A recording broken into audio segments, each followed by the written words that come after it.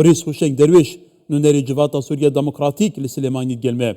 Brîs Huşenk demata baş be. Peyama tombarak û Lindsey Graham sebaratê rewşa Rojava û piştevaniya Kurdên Rojava gel û hîn çadin nirxînin. بله سپاس لاورشتر بگومان اولادوان های او هلوستا اندام کنگرس امریکی شخوا حسد و هر ادارات ذاتی یعنی خسری جی سپاسیک اجبو اندام کنگرس نارد بگومان ام تأکید کی جاره کی دی جخت که پیوست گه سوری برو به رنگ کی بالی آرامیه ده بالی سقامگیریه ده امریکا زانه راستیک حقیقتک زانی که سر عردینه ها باکور و روجلات سوری به تایبت و سر آستین سوری بخوشی نها خطریک داعشی براستی هیه امریکا بگومان دوی روله ده دوی قناغه ده yani peyvîstek wek rolekê bilîzî ki karibe wek agirbeske bicî bike û ew weadên gê Ehmed Şerê hikûmeta Şerê gidabû Amerîka divê we weda jî bicî bike yani Amerîka zanî gelek tişt henekî bicî nekirî yek ji wan mesela hikûmetekê firebe yek ji mesela şerê tîrolê bike yek ji mesela agirbestek li ser xaka Sûrî bigiştî hebe yek li ser mesela mafên pêk hatiyan ev heme yani Amerîka û hêzên navdewletî jî vê rastêlber çavê xwe dibînin yek ji van xala jî heya niha Böyle Brîs Huşenk helbete me behsê vê pirsê jî bikeyn lê me besta min e em ji te bizan bî gelo niha rewşa wa ye li dêr Hafir Tudbînê ser ekranê Kurdistan 24 xelek aware dibe penaber dibe gelo astê tundiyê hîna jî weke xwe maye û mêdek heye êdî rojbête aram kirin yan jî wê şer hebe nazane bêguman yani artêşa şxwednav di kevana de artêşa Sûrî wextê herîşê Şêx Mexsûd û Eşrefiyê kir bêguman ew carekî dît dixwaze cext bike û tekîd bike bê çareserî li cemê çareseriya gulê çareseriya kuştinê bi zorê em ê çareseriyê bikin yani ew dixwazin bi rengekî eşkere زختê bêtir ser hêza Sûriya Demokrat bikin ki karibe hîn tenazulata bike ew dixwaze hîn bi rengekî dî derbas bibe ez nabêj bo Bakur û Rojhilatê Sûrî temamî ew bi xwe dixwaze derbas bi Bakur û Rojhilatê Sûrî lê ew dixwaze heya nêzîkbûna wê ji navçeya Dêrhafirê re û hêrişkirdinê vî rengî li ser bunyat tehtî yani ser firna û gelek Sûniyedî û li ser xelkên sivîl ew dixwaze nêzîkî çemê feratê bibe wê vî rengî zelaltir jî ji war diyar bibe kabîne helwestên Amerîka û helwestên hêza navdewletî biçî tesewwur me niha helwesta Amerîkî gelkî giringbû peyamekî zelal da Tirkiye û da Sûrî da hikûmeta Şamê jî gê rojelatê çemê feratê xetekî sor e ev di tesewwura min mübadereş xwe hene niha guftûgo hene danûstandin rêgayê Amerîkiya ji gel Tirkiye heye dixwazin ana vî wedîhekî hêmin bikin yani şertê dibû westînin lê zanê xalik gelkî giring heye ana yani em wilo hemû kes hez dike yani tinane hikûmeta Şamê muxatib digire bi rastî ana bûyî Tirk dibe muxatib yani ji bo mesela Şêx Mexsûdê û Eşrefiyê jî Tirk bûbû muxatib ne hikûmet bûbû muxatib ana a Dêrhafirê jî temamî wek muştergo Brîs Huşenk yekem behsê coğrafiyê bikin helbete xwastek heye heta te dît du wezîrê dervê Tirkiyê jî got pêwîst e hese dê vegere wan deverên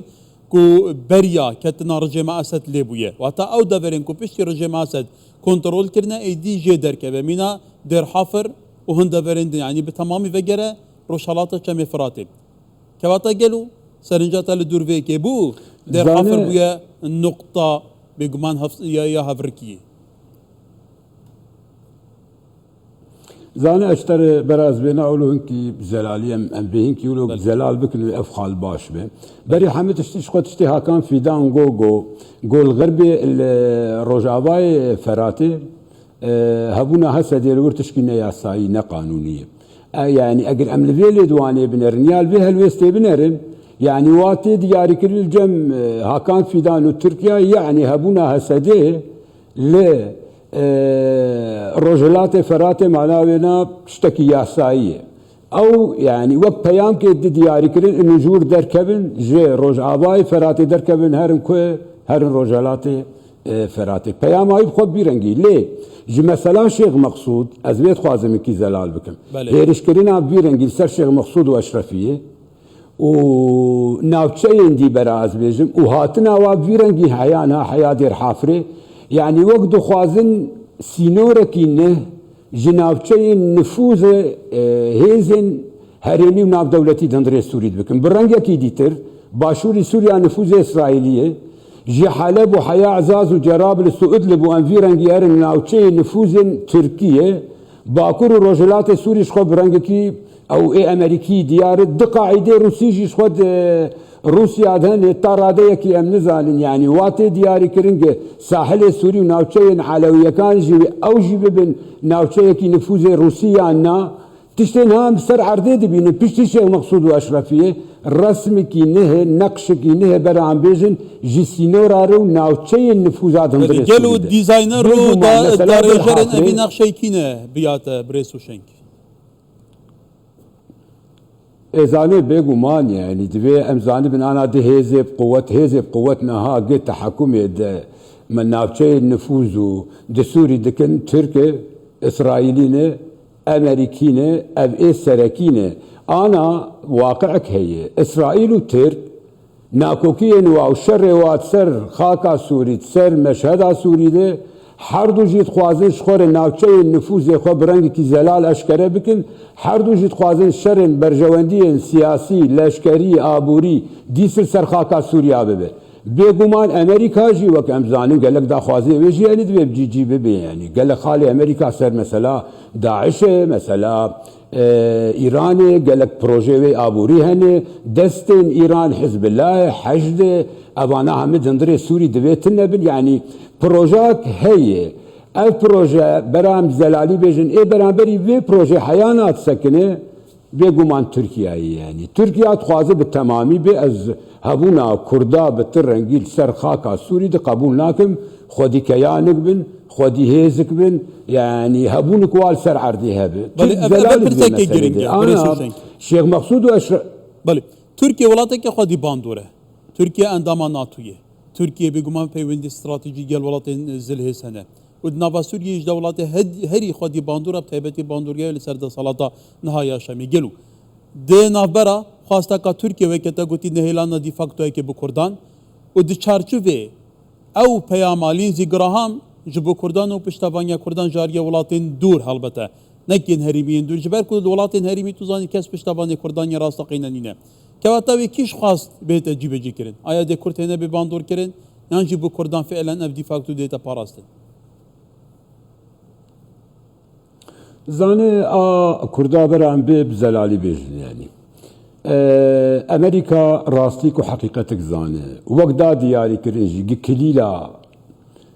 زندانيين داعش كليلا شر داعش ملف داعش بالتمامي دست كردادي اب مسألة جي انتهاء تشوير دو خالا حري جرينج دبي مسألة زاننها بيويستك كرد وهذا سوريا ديمقراط جيكوي براسي لسر آستين سياسي وعسكري دهندري سيستم ايام بيجن دولة سوريا ناك تيدا مزراندن او يعني امريكا وحياة رادية كباش اوروبا جي وغرب جي يعني ناخوازن بريارا لشكري بالتمامين ها دستي ويدا صلاة ها قندري شامي دبي جبور رنگك جي ديكتاتورية عسكري ويك برياري عسكري دندري سوري دتنبي عاد دوا اب حكومتا قنها هي كاري وخالي وقت مبري انا اقول قالك خالي امريكيه بون قالك شرط مرجن غربي اوروبا جيهبو او بخونها متابعتكن اگر شرع وحكومتها شرع نكاري بواخالاب جي بك وبري سوري هر باستكي دي دبي هيزك دي هب او هيز بقوه بالسر عرضي بكاري بالرنج جرنجي موازين معادله عسكري دندري سوريا دي بقورينه خالدي ابد تصورامي حريمهم به امريكا يا غرب يعني امريكا حيانا دخواز الرنج جرنجي